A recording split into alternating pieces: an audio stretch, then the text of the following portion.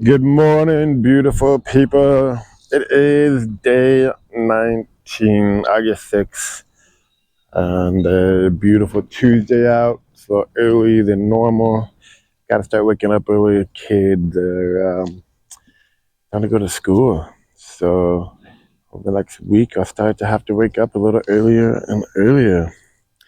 Anyway, got a good quote today.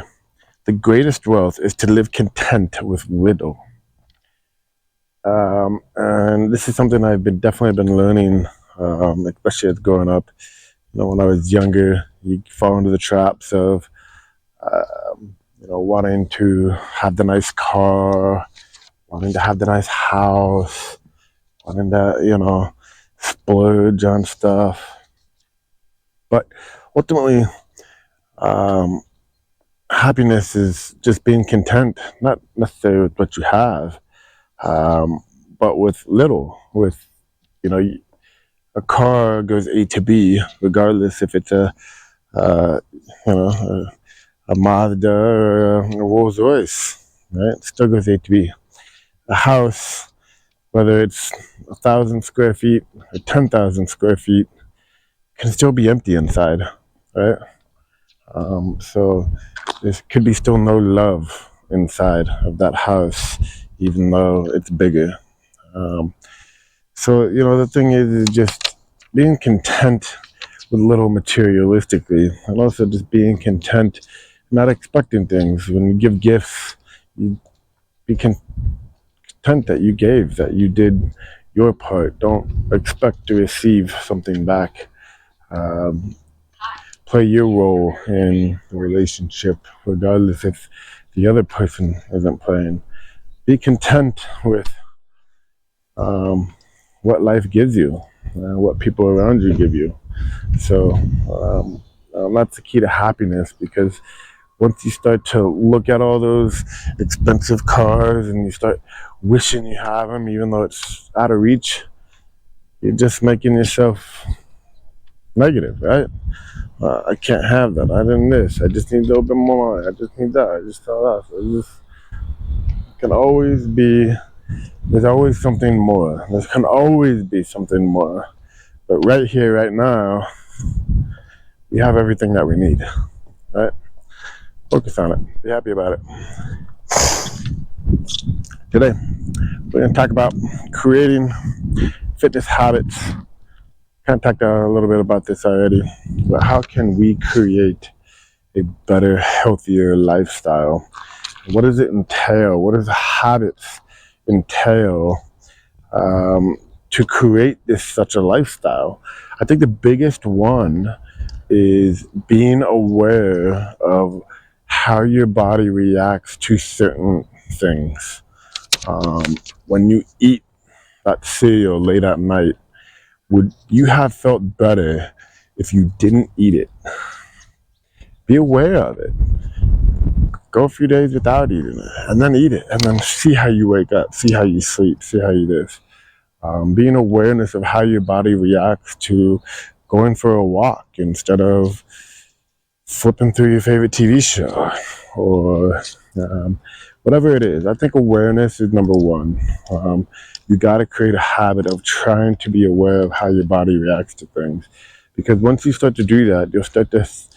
Yeah, that might not break the habit of eating cereal out late at night every day, or whatever it may be, or whatever you're putting in your body, whatever diet you have. You might not be aware of it. However, once you are aware of it, that doesn't mean you can change it. However, now you're aware of it, and you can start to want to change. You can start slowly figuring out a plan to change, to get a little bit better, right? Because I think that's the most important thing. Because some people are just truly not aware of what's making them anxious, or what's making them tired throughout the day, or so you got to change stuff up. You got to get out of your habit that you currently have to change things up a little bit. All right. What else does it entail? It entails saying no to things, right? Living a healthier lifestyle. Stop drinking so much. stop doing drugs, a medication that your doctor recommended. What are the side effects? A lot of them are weight gain. Is it worth it? Do I need it? Is there another natural route? Am I truly depressed, or do I just need to go outside more? Do I need to go for walks? I'm someone who suffers from extreme depression a lot of the times, and nobody notices. Why? Because I take care of myself. I don't drink. I don't do drugs. I don't take prescriptions. I'm outside walking every day. I'm trying to read. I'm trying to meditate. I go to church. I'm trying to do the things that prevent that inner voice from being depressed, or allowing me to be depressed. That is my prescription. That is mine, what I need to do to solve it. And exercise. I was feeling bad yesterday. I was feeling really down, feeling lonely. I went to the gym and I beat myself up. Burpees, did this, did nonstop until I couldn't feel anymore, until I couldn't breathe anymore, until I was struggling. Beat myself up physically. And then I felt good after. Alright, let's go. I'm back to normal, right? So there's things to do, and you got to be aware of what is benefiting you and what is not benefiting you. I don't know. Let's talk crypto. How does staking work? Staking is a process basically where I guess it's not so common sense since I've done staking for a long time, but staking is a process where you take a share of the token, the supply, regardless, you're different on anything, and you give ownership, or unless they have to give ownership up, but you give up the rights for them to be circulating on the market. That way you can stake them and you'll get rewards for them. And there's quite a few different staking programs out there. One, you can stake your coins to get more coins, or to get revenue, or to get a vote in the system for governance. Or you can stake with validators to secure the network. And these coins will be off the market. They won't be sold.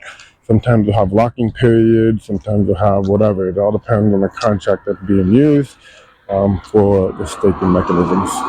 Anyway, staking is basically taking your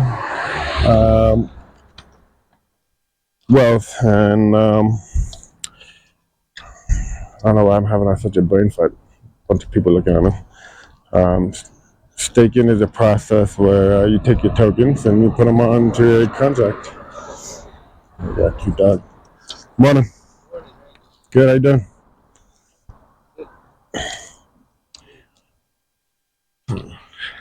Alright. Staking cryptocurrencies.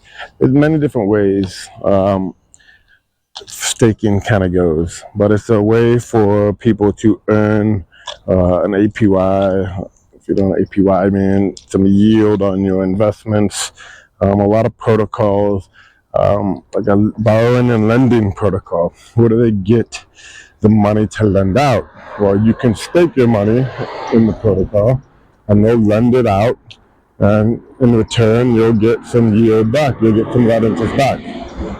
So you can stake your stable coins, or stake your Bitcoin, or stake your Ethereum, or whatever it is, and they will lend it out for you using some of that collateral, and you'll get some interest in return. And you have to hope that they don't lend out too much, and they don't lend out, and they always get their collateral. You always get your collateral back. A lot of these times, some of these smart contracts might get hacked, and you're left with nothing. But over time, what's happening is this technology is getting more robust, more sound, and way more advanced, where these financial tools are coming to the world. You don't need a bank account. You don't need anything to set it up. Anybody around the world can access them. And that opens the door for billions more people to interact with these financial tools to better their lives, to borrow money, to start businesses.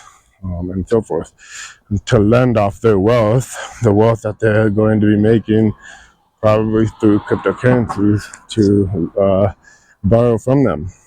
But these staking protocols, there's different aspects to them. The borrowing lending is just one way to earn a yield.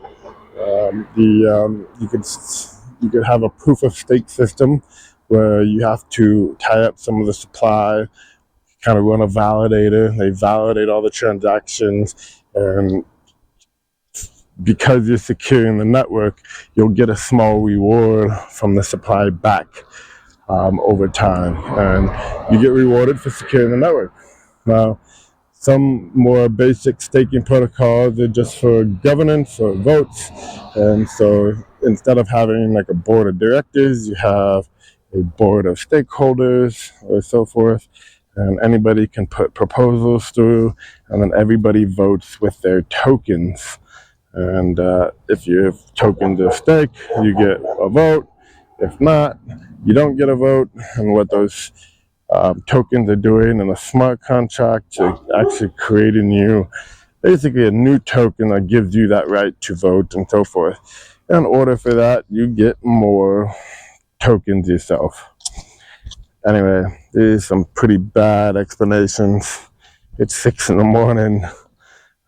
Definitely can make a better staking video than that. But hey, we all have our days. We all have our days.